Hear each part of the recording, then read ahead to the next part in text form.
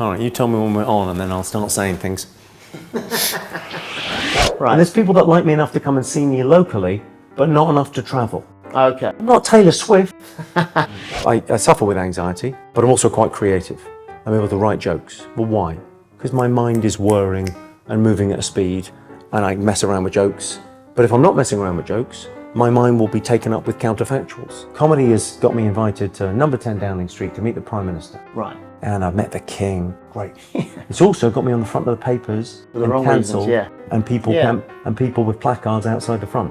So you have to take both. The thing that worries me is the idea that you've got the Andrew Tate's of the world because nature abhors a vacuum. And young men need fathers. And I sense from you that your stand-up career is not where you want it to be, but great dad.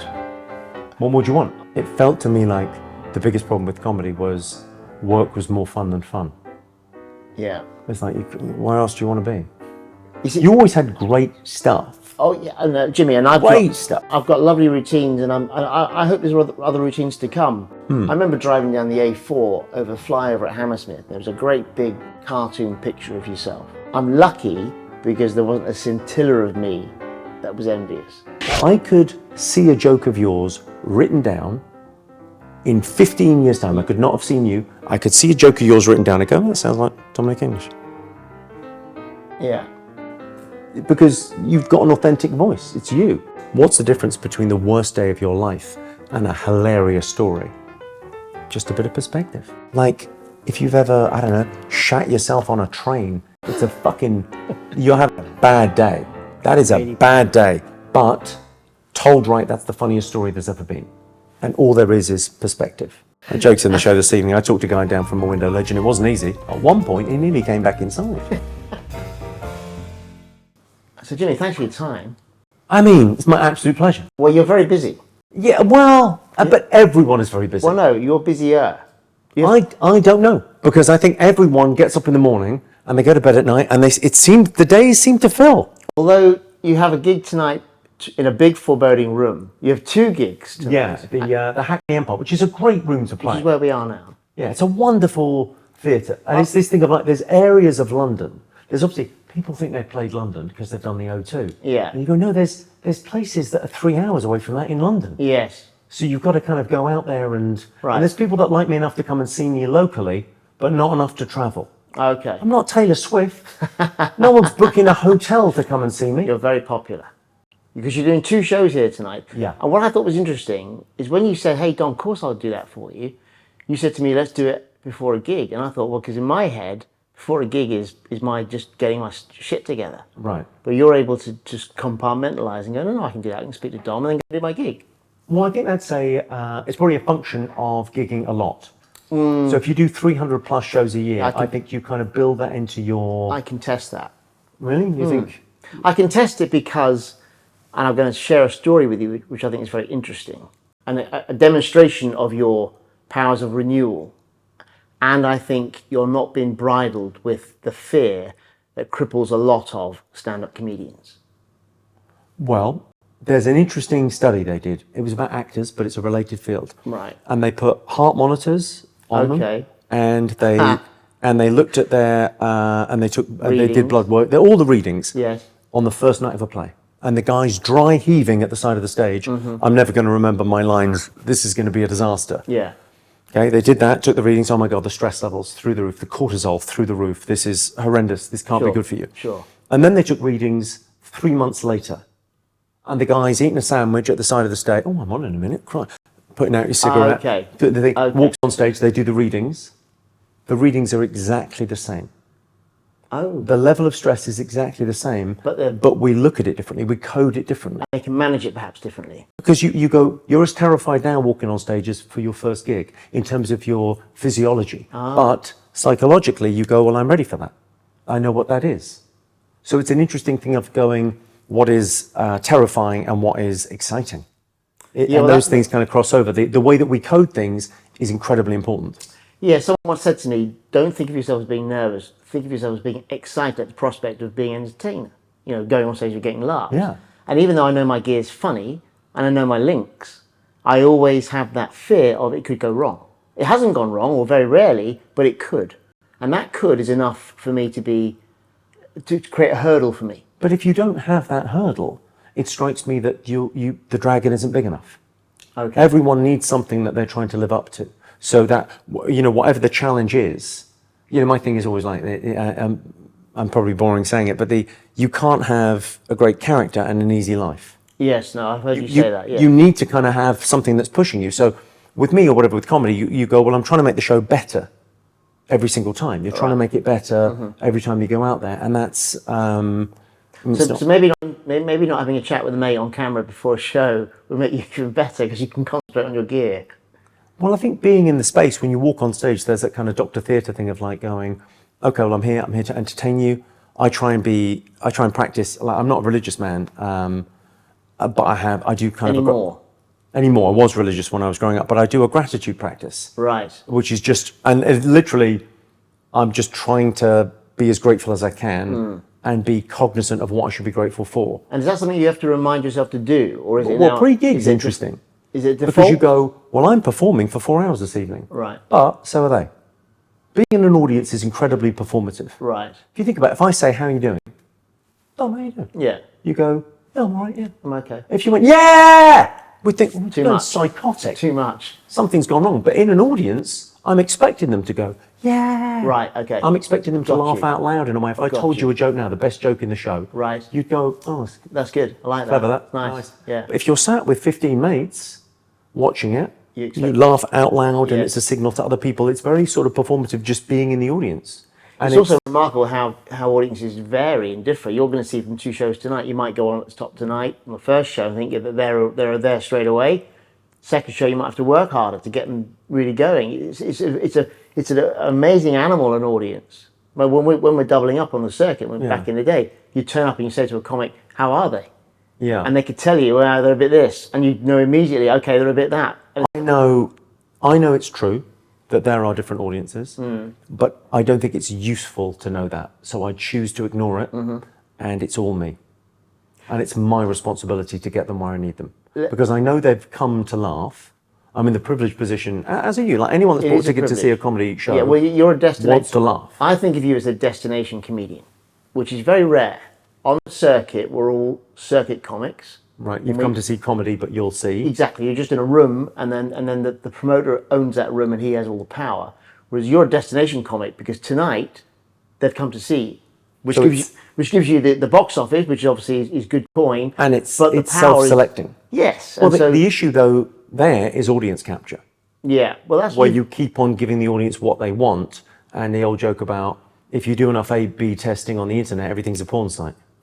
Right, yeah. Because you go down that road for far enough. So it's that thing of, I said it in a line, I'm quoting a brilliant French comedian, you can laugh about anything but not with anyone. Now there's 2 sides to that. The first meaning that sort of springs to mind is you go, well, you can joke about anything, but some people can't take a joke, or some people might be offended, some people might think, but also you pick your audience.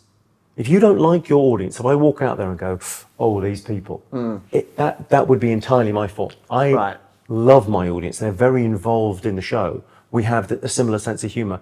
There'll be very few people here that haven't seen me before. Sure. So it's that thing where you kind of go, it's the service industry, right? But we're all in the service industry. So the idea of going, I provide a service, tonight's show, I've already got the money for tonight. Tonight, what I'm doing is a sales pitch for next time. Okay, but to my point about fear again, that you're a man not saddled with fear.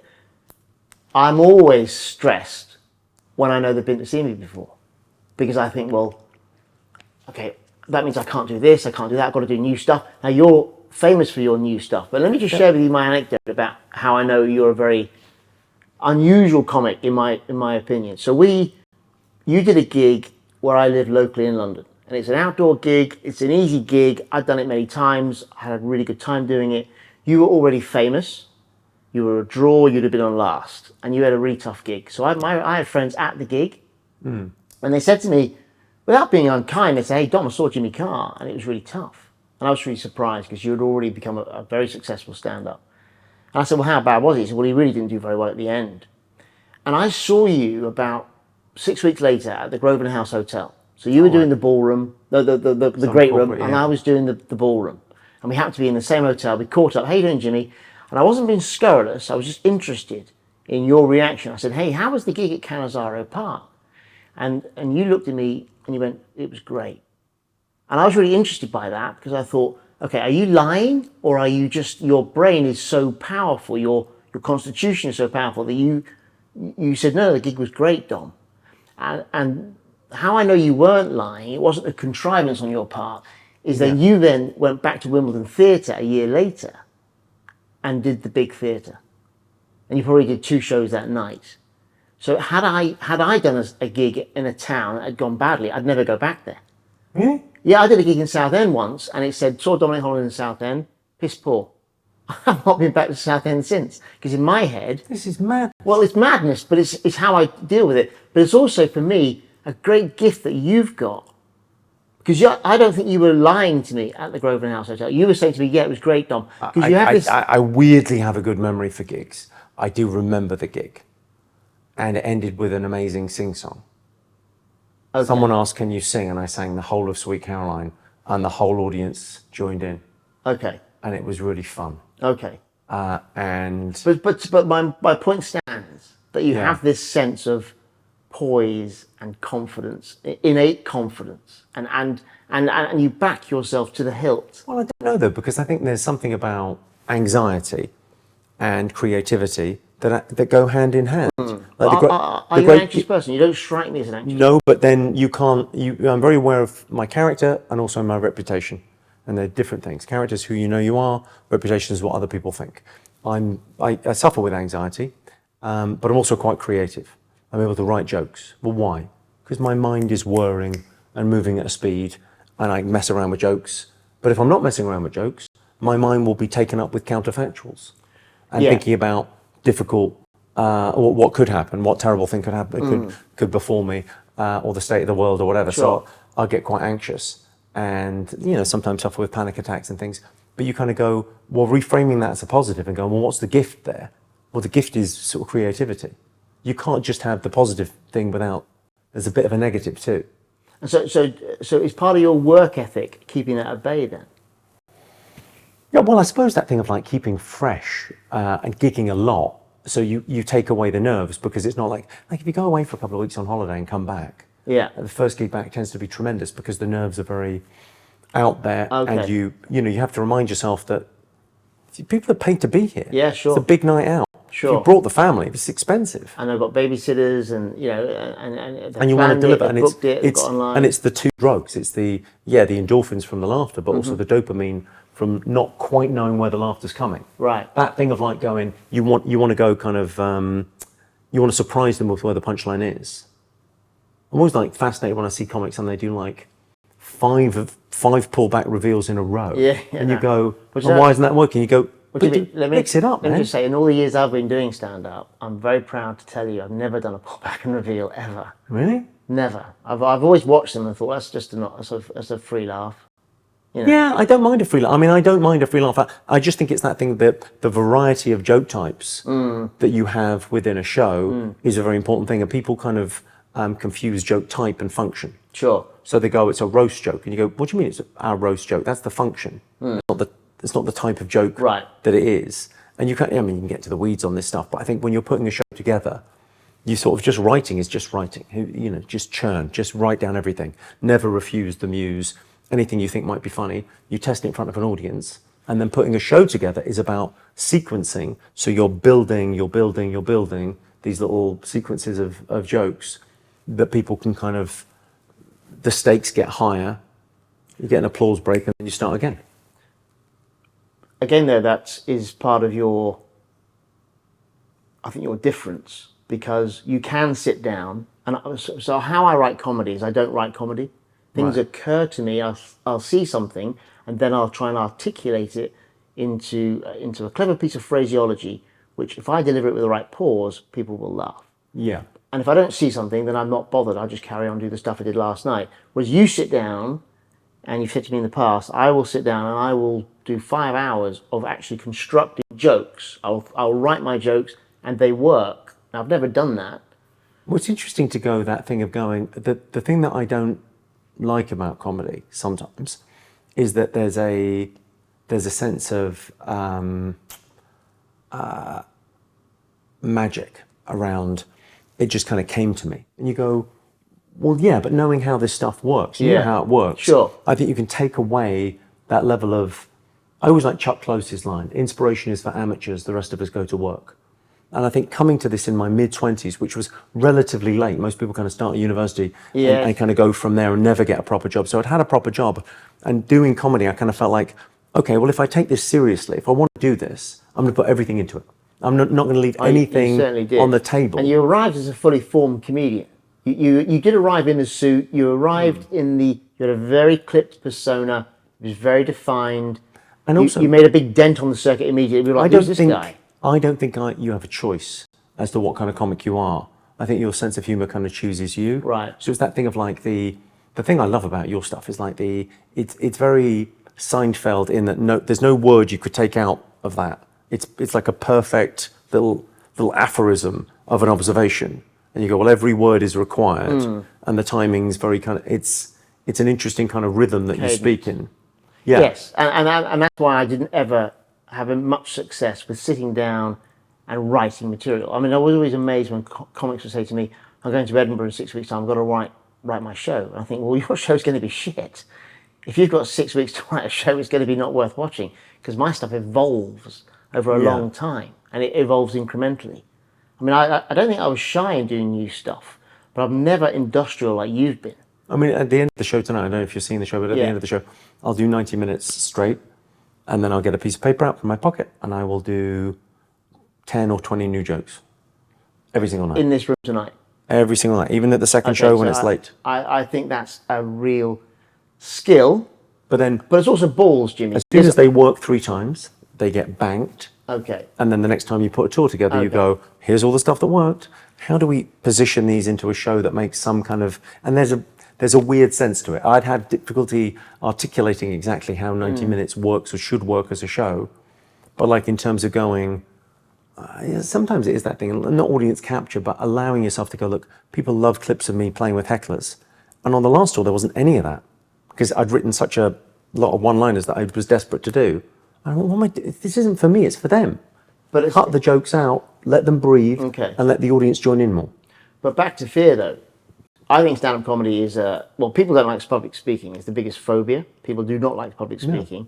And comedy is very visceral, because you have to people have to laugh out loud. I don't want smiles. There's no money in smiles. And so we mitigate the fear. Or clapter. Who gives a fuck? Well, they all agree with me. Well done. But I know. People who make points, they're not comedians.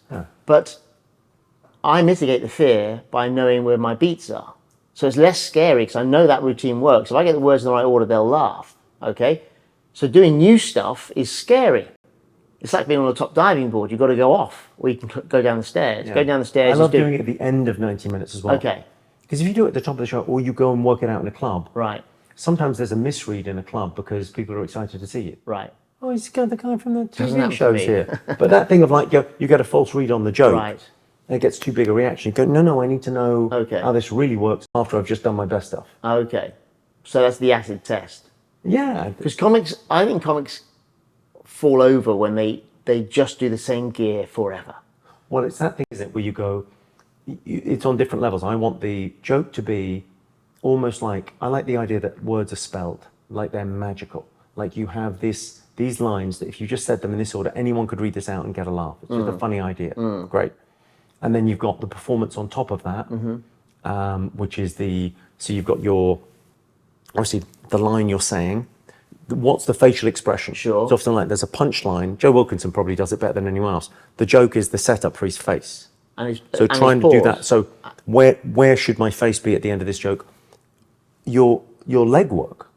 I mean, Seinfeld talks about this.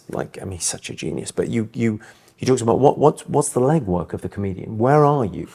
It should be your hamstring should be sore at the end of a gig. Really? Because you should be like, that's where are you wrong? But also you're conducting the audience in a sense. You're going, well, what's your hand motion in this joke?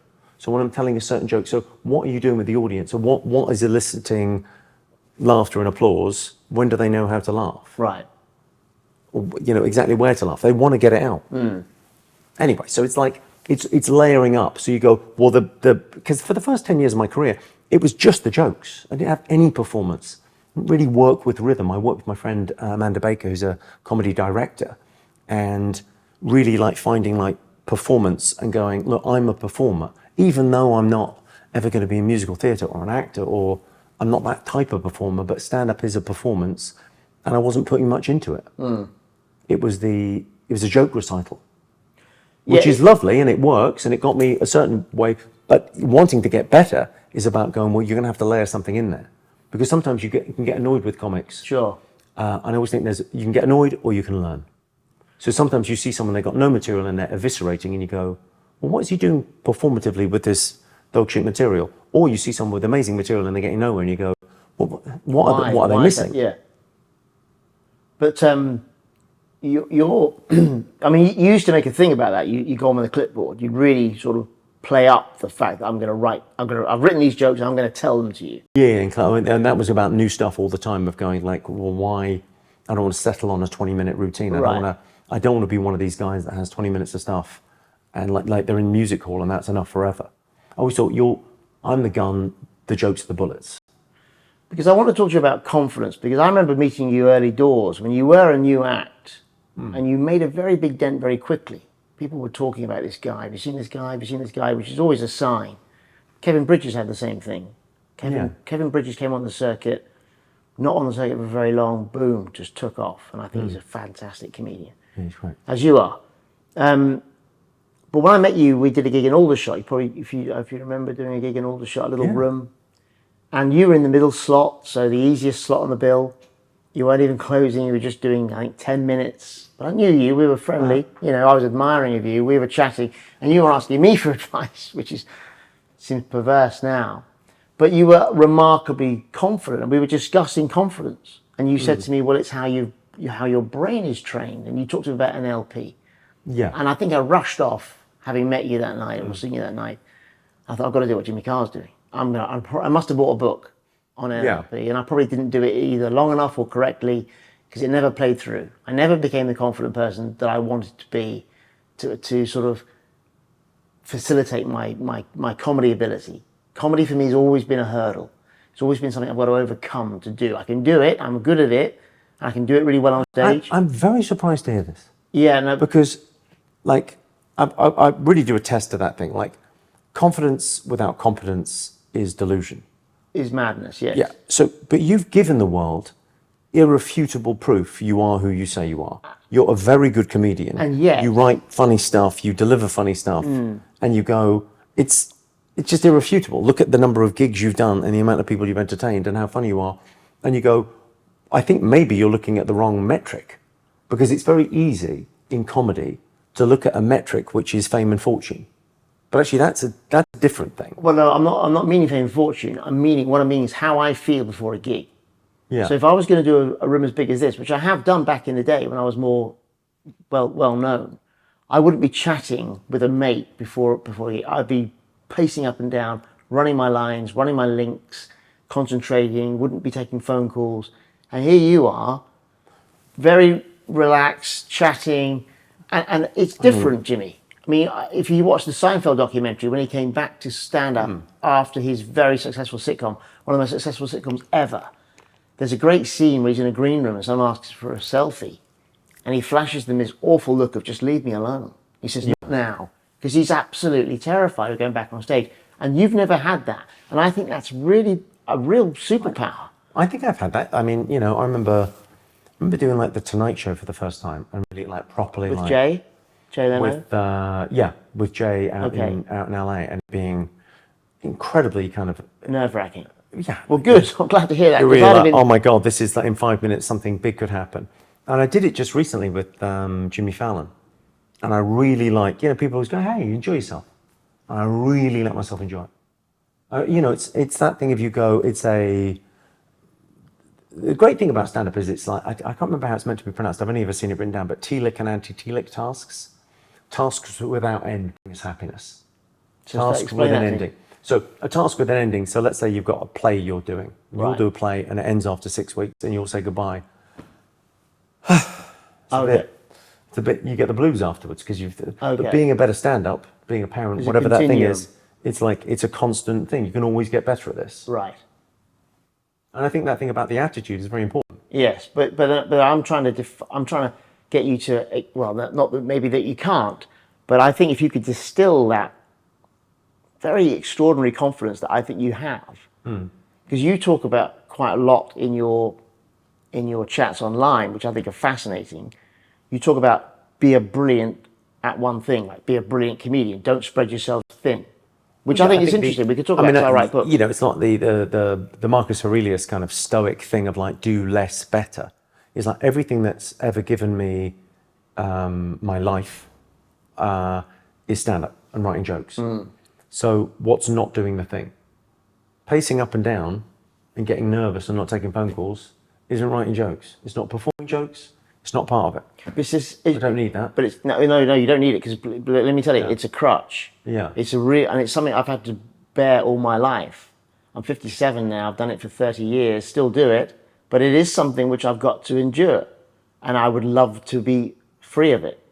So what you have, I think, wow, if I could process my brain to be a bit more like Jimmy, then that's going to be a far more accessible career. And pleasurable. So you've gone off and you've written a book, which is like, because it's a transferable skill set, right? So you're good at seeing things, you're good at observing. There's lots of markets for funny.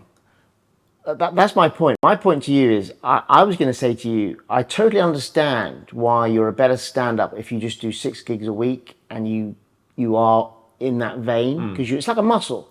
Yeah. It's like a muscle. The more gigs you're doing, like in an Edinburgh run, show 16 is less stressful than show 1. Right, sure. Of course, you know the room, you know everything about the get on, the get off, all that stuff. But when I write books, if I've got a good story, then all my wit and all my humor, I can channel into that story, into my characters. And I don't have to worry about being at all nervous because I can do it again. Whereas on stage, if you get it wrong, like I did a gig the other night and a big punchline didn't get a laugh. Hadn't gigged for a few weeks. I was driving home thinking, it really threw me on stage. It really threw me. Because I normally get a big laugh on it. It's a nice break and I can move on. Nothing.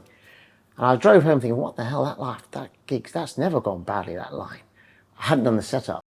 Yeah. And on the way I realized, oh my God, I didn't do the setup. So the line meant nothing to them. Yeah. They stared at me, what are you talking about? But on stage, it threw me completely. Whereas in a book, when you're writing a book, because I like to think of myself more so as a humorist. So my entire income, 4 kids, married, London house, it's all from humor. Right.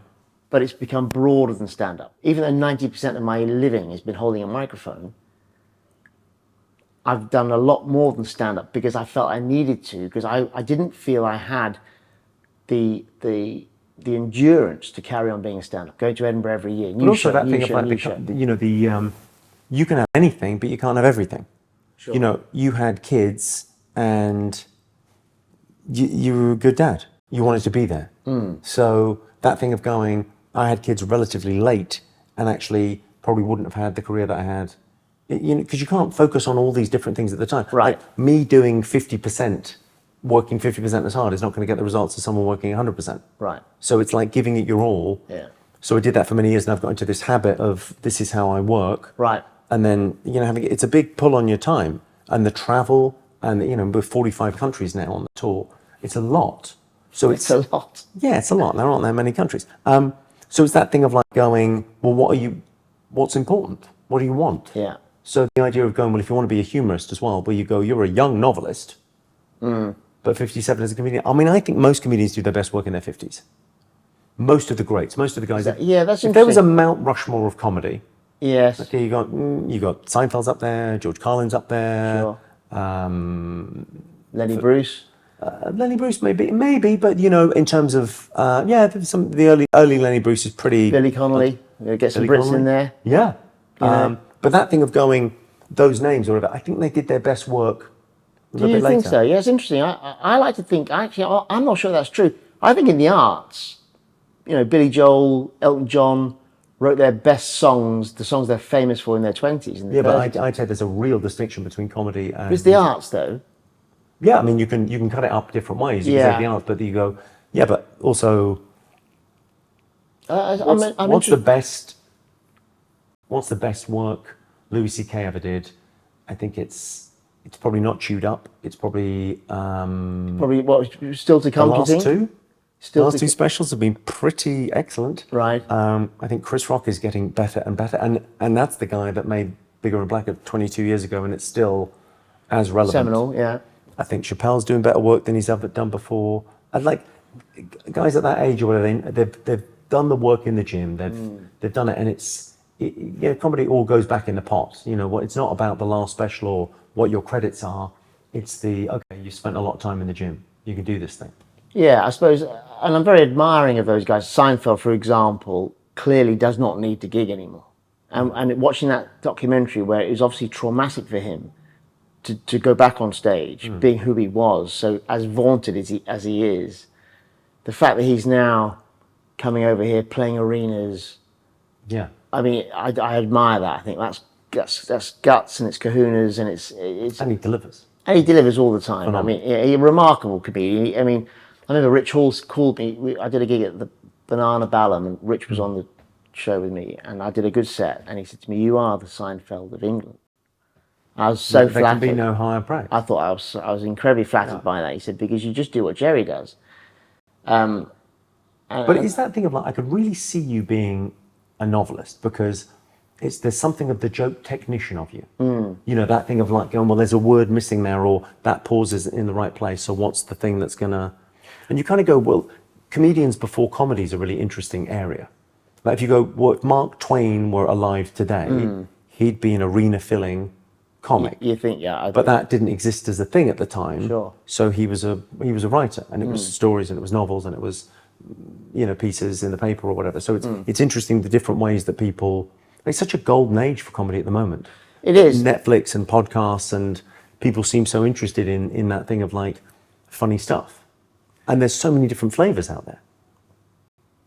And so would you be saying then, Jimmy, that year on year you're a better comic than you were back in, you know, you're continually improving? Yeah. You would? I don't think, not in a... No, I don't think that is arrogant. I think it's like that thing of, you know, you would expect that from anyone at their competence. Right. Most people in their life, in their 20s and 30s, are learning, and 40s and 50s, they're earning. Most jobs, you're a lawyer, you're an accountant, whatever you're doing. You're on your way out. Yeah, you get, heat, but right. no, you get expert, and then you work, and you make your money when you're expert. Okay, that seems to be the same in comedy. You get good at it, and you find your audience, and you find that you get better, and then you know, just delivering on it is the interesting thing. Because it strikes me when I watch you not on stage, you're a man, you know, obviously you're a bright man, you know, which I think is part of your confidence. I think, you know, who we are is a factor of myriad things that are, you know, how you're brought up, your mum and dad, your parents, where you were brought. You know, you went to a grammar school, which I think imbues you with confidence, because you've gone to a special school because you're a clever kid. But I was in special ed until I was 11. Okay. I couldn't read until I was 11. So, well, that's interesting. But there's a weird thing where, again, I come back to how you're perceived and who you know you are. Right. Knowing that there's a difference between the two is very, especially for showbiz, is a very important thing. Right. Because you can be perceived as... Comedy will give you many things. Comedy has got me invited to number 10 Downing Street to meet the Prime Minister. Right. And I've met the King. Great. It's also got me on the front of the papers for the wrong reasons, yeah. And people with placards outside the front. So you have to take both. You know, it's the wheel C, and you go. But you have to consistently just be yourself. Well, you are authentic, and that's that's another gift of yours. But so you're in special ed until you're 11, and yet you can go to a grammar school. You're one of the cleverest kids in the class. You must be, because you go to Cambridge. You don't apply unless you're a clever kid. The school wouldn't let you apply. Yeah. And you get in. The fact you get in, Jimmy, I mean, I was a little bit older than you, but I was never even a factor for Dominic never even a consideration for me to apply to Cambridge, and you get your first class degree. So I think that imbues you with, I'm a clever person. Like in this room tonight, you're going to think, I'm probably at least as clever as anyone in the room. And that gives I think it gives you a sense of... I mean, I can sort of see the point that you're making, but I think again, I think that confidence thing of like going, it's the local state school and you can do well in the education system when you know the difficulty is really, it's very easy. There's complicated and complex things in life, right? So complicated is putting a man on the moon. Very. Incredibly difficult. but we know exactly what every next stage has to be in order to get there. And then there's complex things, which, who's going to win this football game? Well, it's impossible to say because there are too many variables. It's incredibly complex. So weirdly complex things are love and football games and stuff people really care about. Sure. And you go, the complicated stuff is like everything up until the age of 22 when you leave college. Because it's just, okay, what have we got to do? Okay, so we've got to pass our exams in order to get to that place. And we've got to pass these exams in order to get to that place. And then you get this degree and this piece of paper, and you get a job at that place. And at the end of it, the end of all this complicated stuff, you have a complex thing to do, which is how are you going to live your life? And that's the bit that a lot of people fall down on. That's the bit that I think we need a bit more guidance. And that's the bit I wanted to mention to you, because there's a welter of books out there that people read and consume, probably don't finish because they're not very good, about how to live your life, self-help. Yeah. It's a burgeoning genre. And it strikes me, even though you are completely a stand-up comedian, a joke-telling, joke-telling stand-up comedian, there's the book that you could write. Okay, maybe you've written it. Maybe Laughter and After is that book. Before and Laughter is, yeah. It's an autobiography masquerading as a self-help book. Well, but I think if you wrote an overt self-help book, it's pretty overt. It's Eckhart Tolle for dummies, is what it is. But not even for dummies. It's like there's a lot of people that would benefit from that stuff. And the thing that worries me is the idea that you've got the Andrew Tate's of the world, because nature abhors a vacuum, and young men need fathers. And I sense from you that your stand-up career is not where you want it to be, but great dad. What would you want? Oh, no, it's a higher calling. You mentioned a thing online about gratitude, and I'm very good at that. Yeah. I'm very good at mother of all virtues. being aware of how bloody fortunate I am with my marriage and my boys and my 4 boys, and it's not something I have to work at. I'm lucky. The only thing, when you say you are right, you sense that I'm not happy with my stand-up career. It's because it's been an arduous career. It hasn't been an easy career. Right. It's been something I've had to, as I say, overcome. Go back to Edinburgh, a new show. I've got to do a new show. And I've not found it as easy as it appears to have been for you.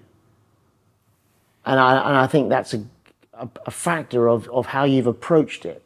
I don't know. I mean, I think that thing about going, it felt to me like the biggest problem with comedy was work was more fun than fun. Yeah. It's like, where else do you want to be? What else would you want? Where else would you be going? I remember David Tell. There's a story, David Tell's one of the greats, and has never been very successful commercially, but is an extraordinary comic, real kind of comics comic in New York. And someone was backstage pissing and moaning about their manager didn't get them the audition for this thing, and this other guy's doing well, and I should be doing well, and right. whatever. And David Tell he's listening to this for like half an hour and just goes, be funnier. Yeah, quite. That's it. That's the metric. You always had great stuff. Oh yeah, and Jimmy, and I've got lovely routines, and I hope there's other routines to come. Where I've been fortunate, I remember driving down the A4 over the flyover at Hammersmith. There was a great big cartoon picture of yourself. Right. You're probably doing a run at the Apollo, and I'm lucky because there wasn't a scintilla of me that was envious. It was like, good for him. He works bloody hard. He's got to do that big room. He's probably did it 2 years ago. He's got to do a new set in there. And it was admiration. And I think if you are an envious person in comedy, you're in a world of pain. Because there's always people who are better than you or doing bigger than you, bigger rooms. And just to tease it out on that, because I do have a theory on that, on jealousy and envy. And right. Whichever word works best for you. Right. But one of them is like, I don't want that person to have that thing.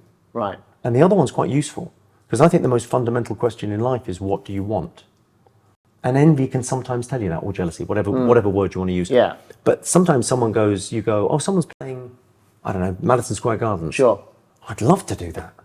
So your first reaction might be jealousy, and your second reaction might be, to spare you. Why am I jealous? Oh, well, I want to do that. Oh, well, okay, well, if I do this, this, and this, and that'll take 5 years, but yeah, I could get there. Right. If I do that.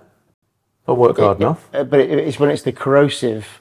Why is he doing that? He shouldn't. He doesn't deserve that. That's when it's corrosive. And I think comedy, certainly comedians. I mean, there's a phrase in comedy: "Nothing empties a dressing room quicker than someone dying on stage." So the comics pile out the dressing room to see the guy die on stage, because it's sort of like watching a car accident. You know the New York joke about that. Go on. Guy walks into the Comedy Cellar in New York, and they haven't seen him in 20 years. And he sits down at the table and he sees an old friend. "Oh, I haven't seen you in 20 years. Hey, how you doing?" "Oh, doing great." "What have you been up to?" "I just did the new Scorsese movie. I made 100 million at the box office. Did great, and I'm on 20% of the growth. So yeah, it's been good." "Oh, I didn't hear about that." "Oh, I just did one for the podcast. Just hit 2 million subscribers. So it's only been going 2 months. It's going good." And yeah, I'm dating an actress, and she's just been voted the most beautiful woman in the world, and she's sexually voracious, and it's an open relationship. She brings a lot of other women along. It's great. I just did a piece in Vanity Fair. It's good. I just oh right, okay. What else is going on? Well, I just did the Comedy Store, and I died. Yeah, I heard.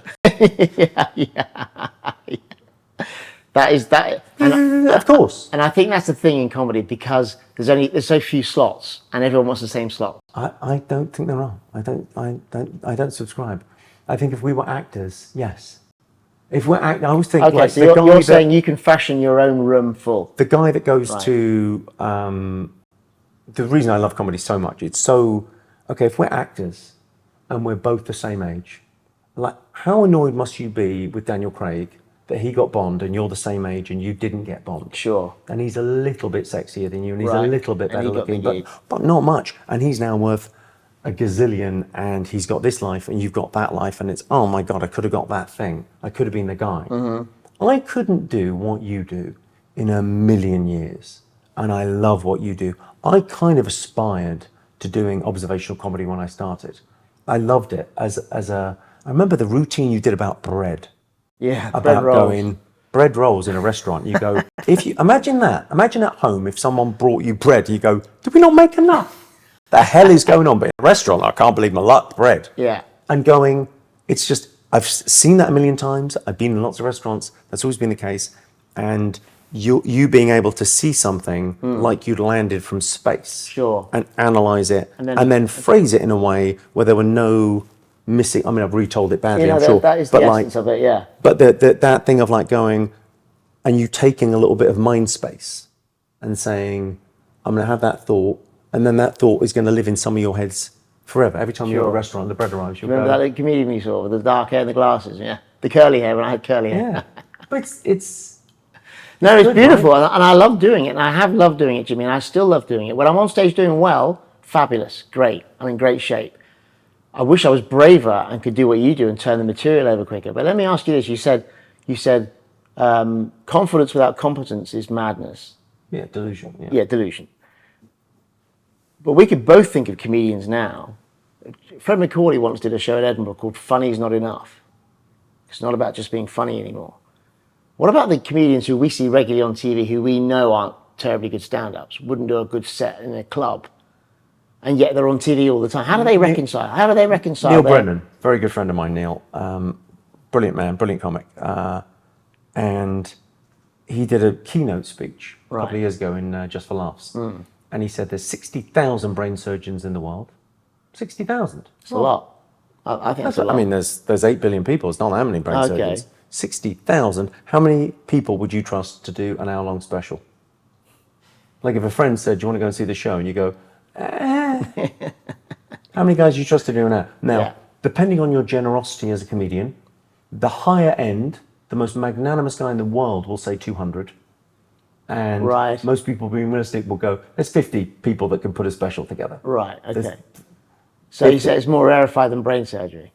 By a huge factor. Yeah. It's a difficult thing to do. Not many people can do it. I think we're at the early stages. And my theory is, this is John the Baptist. Right. The Messiah ain't here yet. These are early days for comedy. We don't even have a codified language. I'm working on a thing at the moment with my friend Amanda Baker and Abby Grant on a book about joke types and performance and rhythm and a course maybe. We're working on this thing. And the reason we're working on it is because we go, well, you know, joke types and putting it together and having a language. Do you think you could, okay, I don't subscribe to the idea at all that you can go to a university or I went to a course when I started doing stand-up, but it wasn't learning comedy, it was just camaraderie. It was just camaraderie with other comics, and of the 25 people in that class, I don't think any of them became pro comics. I remember Eddie Izzard was one of our teachers, and it was just the case of camaraderie. There was nothing that was taught to me, and I don't think you can go to a university and study comedy and become a funny person. I think it's innate. I would agree to a point. Okay, so I think music can be taught, we'll all agree. Of course. And you can write music down, and there is a language of music. Yes. Now, some people have an innate ability, and anyone can play Twinkle Twinkle on the recorder. Yes. Anyone can get to a certain level. Right. And beyond that, that you have to have a certain mind that's interested in that. Right. And it's never about 10,000 hours. It's about what would you want to spend 10,000 hours doing. Yeah. So there's a certain psychopathy that goes along with being a successful stand-up comedian. Everyone wants what you've got. No one wants to have done what you had to do to get there. Well, yeah, no, and that So makes it's a lot that of thing sense. of like, you want to be a comedian? Great. Do you want to live in my head? Do you want to think about jokes 16 hours a day? And do as many gigs as you've done, because I don't think comedians have anything like the energy levels you have. Yeah, and it's not really about the energy levels. But to my It's point, like, my thing is like that. I do 2 shows a night now, 7 and a 9:30 every night, so 8 shows a week, and the weight doesn't get lighter, your back gets stronger. Right. So you book it, and the first couple of weeks you go, I have made a dreadful mistake here. I've got 2 years of this, and then by week 6 you're kind of in the okay. vein. This is how we do it. I've got 20 minutes off. Let's chill, and then we go again. So, in answer to the question, then, do you think people can learn funny? Yeah. You do. Yeah, I think you could teach it like anything else. I think there could be a language of it. I think that if you think about what comedy is, I think it should be taught in schools. Oh, do you? Well, yeah, because the idea of going, what would you get from learning about comedy? What would you replace it with? No geography? No history? Music is fantastic, right? But most people don't become professional musicians. Most people don't become professional comics. But the transferable skill set of being grade 6 on the piano and being a comedian, there's no comparison. Much more valuable to have done comedy. Very hard to have a metric, though, isn't it? Okay, so you learn You learn how to speak. You learn how to order your thoughts, or write down original ideas. That's really thinking. Yes. And then you hear your own voice. Most people live and die, and they never hear their own authentic voice. I could see a joke of yours written down in 15 years' time. I could not have seen you. I could see a joke of yours written down and go, that sounds like Dominic English. Yeah. Because you've got an authentic voice. It's you. Like, that's a valuable thing to have. Okay. As a kid. But hard to audit, though, for kids at school and stuff. But I mean, I don't. Do you need to grade it, or does everything need to be graded? Does everything need to be an exam? Well, I mean, I'm not sure I agree with you on that. I'm not sure. I think it's much more innate. I think some people say funny, some people are funny. James Acaster maybe has the both. He's got that funny persona and presence, and he has that surreal delivery. So he has all bases covered. I find that I don't like the idea of the alchemy. I don't like the idea that we say it's magic and it just comes to him on the stage and he's a comedy genius. There are no comedy geniuses. There's genius, there's proper actual genius. Right. And what do you reserve that for? Like mathematicians? Yeah, maybe von Neumann or Bach or genius. Right. And that always comes with a level of psychosis. That always comes with a very heavy price. And then you have hyper-accelerated rationality, which is a different thing, and often we use the word genius too much. Well, I agree with that. So you can think at a pace, and you think on stage, you can think on your feet, you can do a thing, and you're used to that, and it reads as guy's a genius. Genius is a different thing. But I didn't use the word genius. Yeah. I just said there are. I just doubt whether I went to class and in 6 months' time I'm now funny. I just think that's too much of a stretch. I don't know, because it's really, I suppose, about a lot of comedy is, I suppose the basis of every joke is the same. It's 2 stories.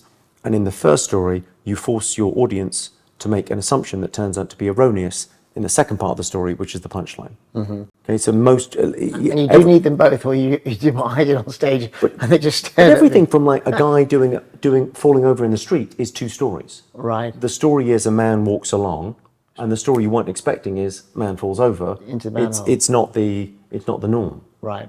And mostly we don't, it's not amazing how much stuff we take in, it's amazing how much stuff we don't see, because your brain just kind of fills in the blank. So you're able to misdirect people, the sleight of hand of it. Right.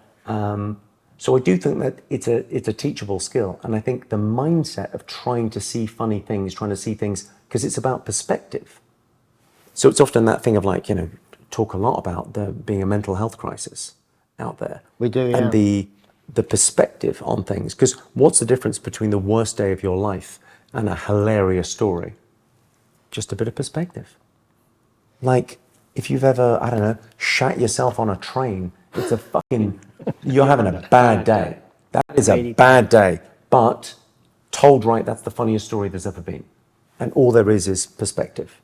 And having that bit of perspective on life, because life is ridiculous and odd, and we pretend it isn't. And you can hide those things away, or you can share them. So let me ask you a question.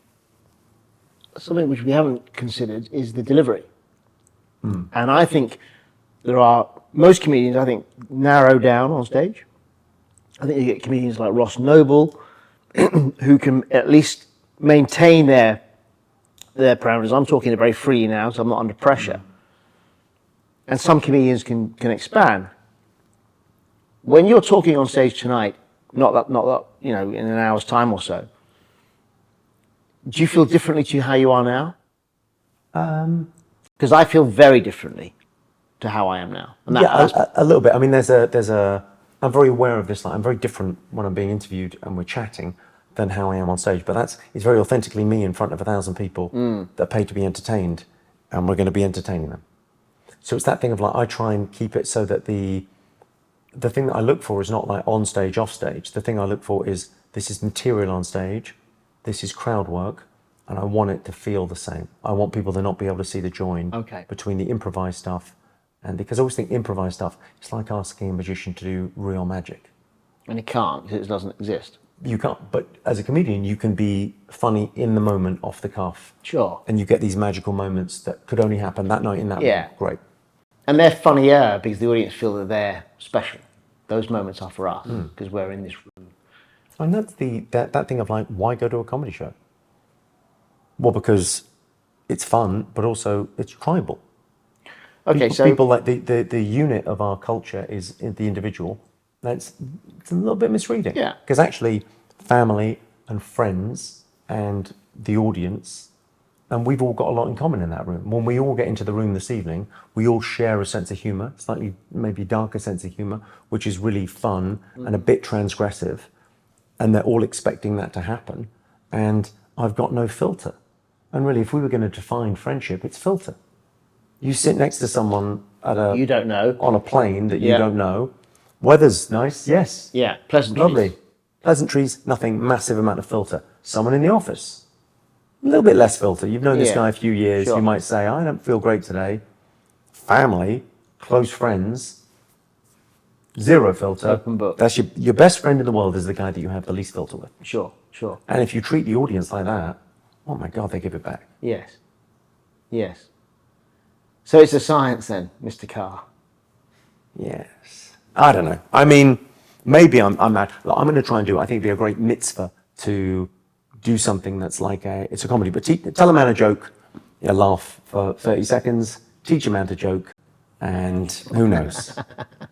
You're a very wise man. I did see. I don't know about that. Are you a qualified therapist? Do you do therapy, Jenny? Do you have people sitting on a couch with you? No, I did a psychotherapy course, that's a slight misread. I think there's psychiatrists, which obviously can, medical doctors. There's psychotherapy, which anyone can call themselves a psychotherapist. I treated a couple of people once, but that's a long, long, long time ago. That thing is like going, oh no. No, they didn't make it. The jokes at the show this evening, I talked a guy down from a window ledge and it wasn't easy. At one point, he nearly came back inside. But that thing of like going, I'm really interested in that stuff. I sometimes think it's like, every therapist should have to tell you at the beginning of the first session, do you know there's other types of therapy? Because they all go, sit down, okay, I'm at a Freudian analysis, we're going to spend the next 8 years talking about why this happened. Well, I couldn't give a fuck about that. Sure. Tell me how to fix it. And cognitive behavioral therapy for me is if you have, It's incredible because all you need to do is read the different thought patterns and go, oh, that's magical thinking. Like a lot of what you're telling me about your view of comedy and, oh, it's been a struggle for me. And you've got some beliefs that you need to rewire. It's not even, but the idea that you go, they're so limiting. These beliefs that I need to be nervous and I can't generate this material and I wish I could. I wish it was more fun. It's as fun as you want it to be. Right. Just allow yourself to have some fun. And are you going to invoice me for this? Are you going to But you know what I mean? You should care less about the results. 57, you've had a very successful life. Yes. By every metric. Right? Yes, no, I do. I get that. We are living in the greatest of times.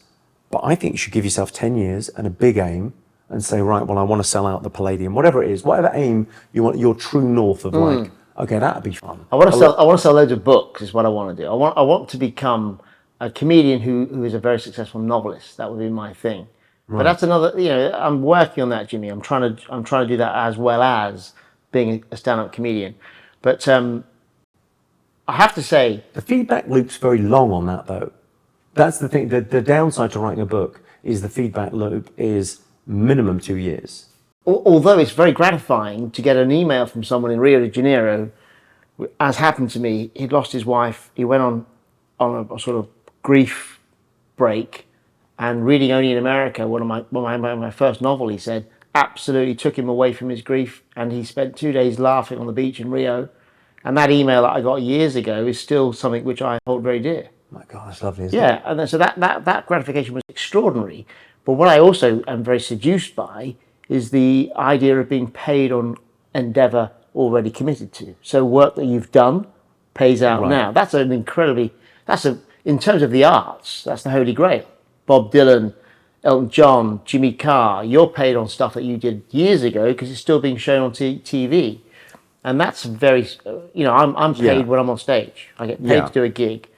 And that's very real, and I get paid. That's great. I'm still a very good comedian. However, it would be lovely to be paid on books I've already written. Okay. If this was a therapy session, I'd say it is. By the way, you are focused on the wrong thing. You're focused on results. Focus on process. Process. Don't ask what you want. Ask what you can offer. What do you offer the world? Like young men are full of that. Like young men are always like going, oh, what I want from a woman is this. I want it to be like that. And I want this, and I want, big tits, blonde hair, whatever their thing is. And they don't ask, what have I got to offer? You've got so much to offer. Okay, you have a gift. You have a facility to be a stand-up comedian, and there's a bit of you that doesn't want to do that. Well, I'm sorry, but you're very good at that. You should put yourself in that. Right. That's the world ordered a stand-up comic. You have to honour that. Yes. I'm sorry if you want to be a novelist, but that can be a side hustle. That's a side hustle. The thing of like going, you've got a facility to write, but actually the stand-up is the thing that you're good at. Right. You're really good at that. And the publishing industry is going like that, and the stand-up industry is going like that. So as a friend, join the winning team. Right. You're on the winning team already. Okay. You've got the best job in the world, and you're telling me you want a different job. Well, in the same game though, in making people laugh, making people happy. You're telling me you're going to judge. Your metric, your locus of control is outside of you, because it's a successful novelist, measured by book sales, by money coming in. Yes, both. Reads, having people read it all over the world. But the locus of control has to be within you. So if you write a funny hour for Edinburgh, it doesn't matter if 10 people come and see the show. You'll know it's a good show because you know exactly. You've been doing it long enough. You know exactly what a good joke looks like in a good routine. You'll know. Okay, I put together 15 great routines. I've got an hour of comedy. You can do the same with a book, though. You write a brilliant book. If you write a great novel, then you know it's a great novel. You know it's going to make people feel happy. They're going to read that and feel better about having read it. Right. That's a great gift. That's a great, very tangible asset. Yeah. And it lives on, right? Because you're an hour in Edinburgh, it's gone. Boom. Only those 10 people saw it. Yeah. Well, comedy kind of rots. I always think but 3 generations time, no one gives a fuck anyway. Well, that's true. That's that thing of like going, people are so worried about, people don't think about death enough, and they think about it too much. It's a weird thing, but you go, enjoying the process is everything. I think you would really enjoy comedy if you let yourself. If you just went, oh, I don't care. I'm just going to be. I think that is a great thing about not caring. Being so worried about going badly or having a bad gig is debilitating. And it has been a big part of my entire career, that fear.